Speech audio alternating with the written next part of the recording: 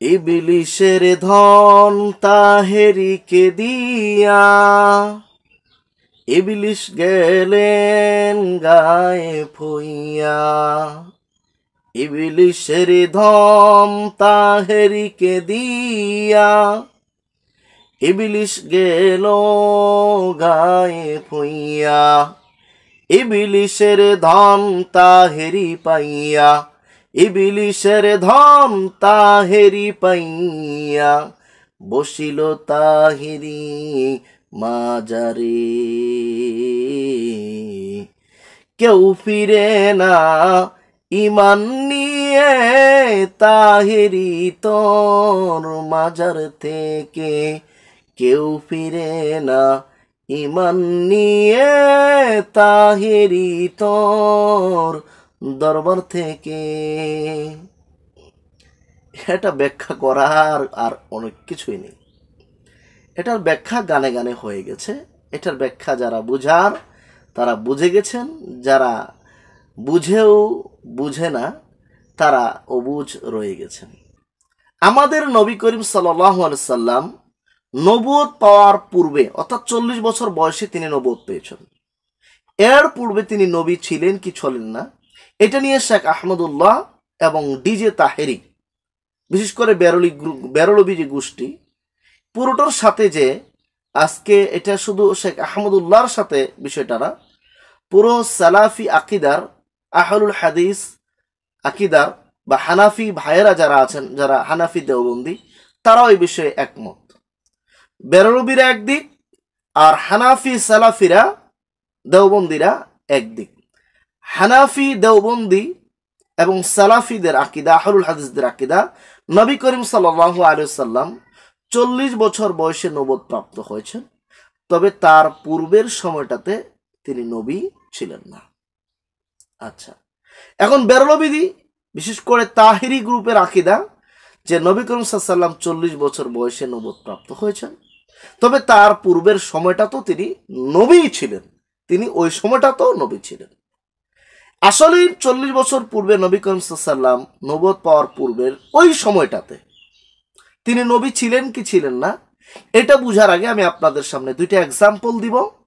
দুইটা এক্সাম্পলে আপনাদের স্পষ্ট বুঝ চলে আসবে যে আমাদের নবী করিম সাল্লাল্লাহু আলাইহি সাল্লাম 40 বছর বয়সে নবুয়ত প্রাপ্ত হওয়ার আগের সময়টিতে তিনি নবী ছিলেন কি ছিলেন না। ধরেন এই যে ডিজে তাহেরিকে, এই ভণ্ড তাহেরিকে দিয়ে দেখাই। এই যে ভণ্ড তাহেরি, ডিজে তাহেরি, সে যে ভণ্ড হবে, সে যে ডিজে তাহেরি, তার যে নামকরণ করা হবে, এটা কিন্তু আসমান জমিন সৃষ্টি করার 50,000 বছর আগেই নির্ধারণ হয়ে গেছে। এবং মায়ের পেটে যখন 340 ডিজে তাহেরি, ভণ্ড তাহেরি, তখন তার এই তাকদীরটাকে আবার রিনিউ করা হয়েছে।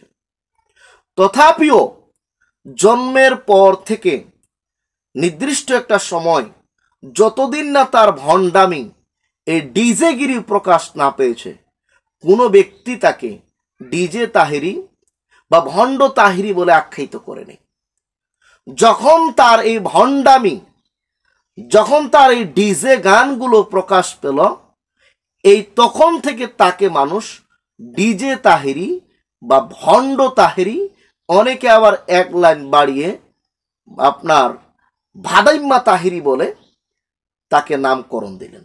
তাহলে তার এই যে ভণ্ডামি পদবী, তার এই ডিজে পদবী, ভাদাইম্মা পদবী কখন থেকে, তার এই পদবী কখন থেকে হলো?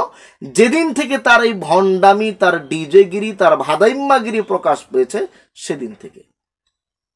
যদিও বা তাকদীর তার আগে থেকেই লেখা ছিল সে ভণ্ড হবে, সে ডিজে হবে, সে ভাদাইম্মা হবে, তথাপিও মানুষ তাকে ভণ্ড বলেন নাই। আরেকটা উদাহরণ আপনাকে আমি দিতে পারি।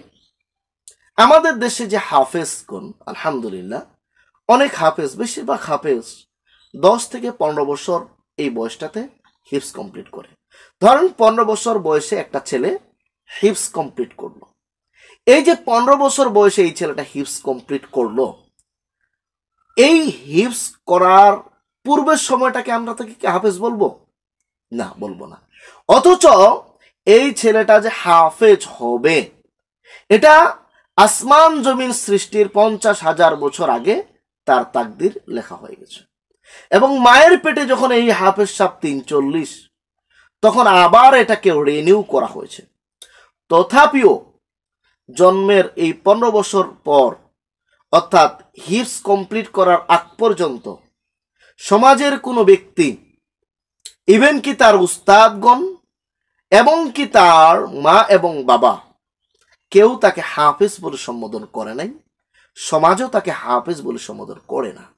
যে মাদ্রাসায় সে পড়তেছে, যে হিফজ হতে যাচ্ছে, হিফজ কমপ্লিট করছে, তাকেও কিন্তু বলে না, তখনও কিন্তু তাকে হাফেজ বলে না। যখন সে হিফজ কমপ্লিট করে তখনই তাকে হাফেজ এই উপাধিটা দেওয়া হয়।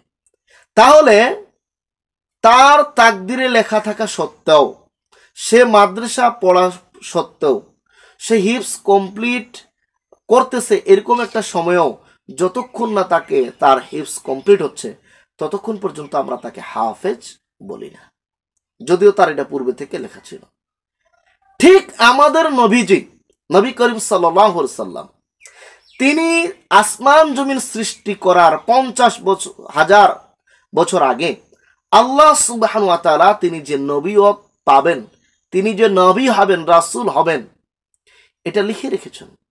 এবং মায়ের পেটে তিনি যখন 43, তখন আল্লাহ সুবহানাহু ওয়া তাআলা আবার লিখে রেখেছেন। এবং কি আমরা যদি দেখি সূরা বাকারার সূরা আলে ইমরানের 82 নম্বর আয়াত, আল্লাহ সুবহানাহু ওয়া তাআলা রূহের জগতে প্রত্যেকটা নবী এবং রাসূলকে একত্রিত করে আমাদের নবী করিম সাল্লাল্লাহু আলাইহি ওয়াসাল্লামের নবুয়ত এবং রিসালাতের স্বীকৃতি তাদের কাছ থেকে নিয়ে নিয়েছিলেন। এবং তিরমিজির 3609 নম্বর হাদিস, যেখানে আবু হুরায়রা রাদিয়াল্লাহু তাআলা আনহু বলতেছেন, সাহাবাগণ আল্লাহ রাসূলকে জিজ্ঞাসা করলেন, আল্লাহ রাসূল, আপনার নবুয়ত কবে থেকে নির্ধারণ করা হয়েছে? তখন নবী করিম সাল্লাল্লাহু আলাইহি ওয়াসাল্লাম বললেন, যখন আদম আলাইহিস সালামের দেহ তৈরি করা হয় এবং তার ভিতরে আত্মা ফুঁকিয়ে দেওয়া হয়, এই মধ্যবর্তী সময়ে আমার নবুয়ত নির্ধারণ করা হয়েছে। অর্থাৎ এই সময়েও তার ওই যে তাকদীর, সেই তাকদীরটা সেখানে আসছে। এবং কি আদম আলাইহিস সালামকে বুঝিয়ে দেওয়া হলো যে দেখো, তুমি নবী ঠিক আছে, কিন্তু তোমার পূর্বে আরো আমি নবী একজনকে নির্ধারণ করেছি, তার নাম হচ্ছে কি? মুহাম্মদ সাল্লাল্লাহু আলাইহি ওয়াসাল্লাম। ইনি হবেন আখিরি নবী, শেষ নবী, সর্বশেষ নবী, রাসূল এবং পয়গম্বর। তাহলে যতক্ষণ না তার নবুয়ত প্রকাশ পাচ্ছে, তখন আমরা নবী বলবো না। যেদিন থেকে তার নবুয়ত প্রকাশ পেল, সেটা কবে? হেরা গুহায়, যেদিন তার উপরে নাজিল হলো ইকরা বিসমি রাব্বিকাল্লাযী খলাক, তখন তার বয়স 40। এই সময় থেকে তিনি ওই যে তাকদীর তার পূর্বে নির্ধারণ ছিল, এই দিন থেকে তিনি তার নবুয়ত তার উপর প্রাপ্তি হলো, তিনি নবুয়ত প্রাপ্ত হলেন এবং তিনি নবী হলেন। পূর্বের সময়টাতে তিনি নবী ছিলেন না।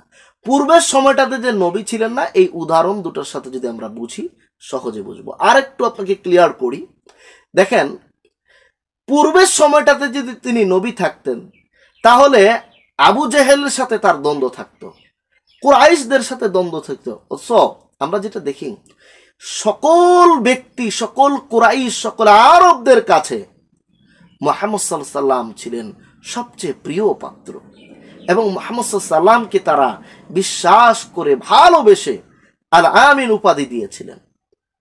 তাহলে যেদিন থেকে তার উপর নবুয়ত নাজিল হলো, কিন্তু সেদিন থেকে তাকে মিথ্যুক, তাকে 17টা মিথ্যা অপবাদ দিয়ে, তাকে পাগল, তাকে গণক, তাকে কবি, তাকে মিথ্যুক, এই ধরনের 17টা খারাপ উপাধি নবী সাল্লাল্লাহু আলাইহি সাল্লামকে দেওয়া হয়েছিল। কখন?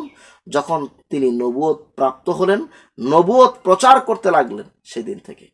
তাহলে আমাদের নবী যদি এর আগে নবুয়ত থাকতেন, নবীও প্রাপ্ত হতেন বা নবী থাকতেন, তাহলে আগে থেকেই তার একটা কি থাকতো? দ্বন্দ্ব থাকতো।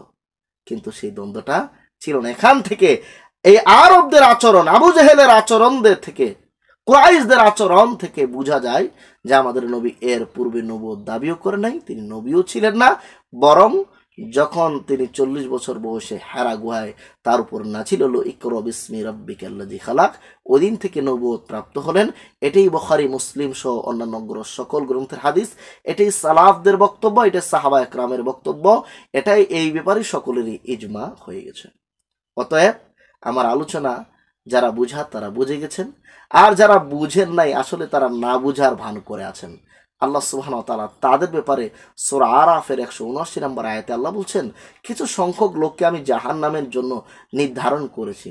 তাদের অন্তর আছে, তারা বুঝেও বুঝে না। তাদের চোখ আছে, তারা দেখেও দেখে না। তাদের কান আছে, তারা শুনেও শুনবে না।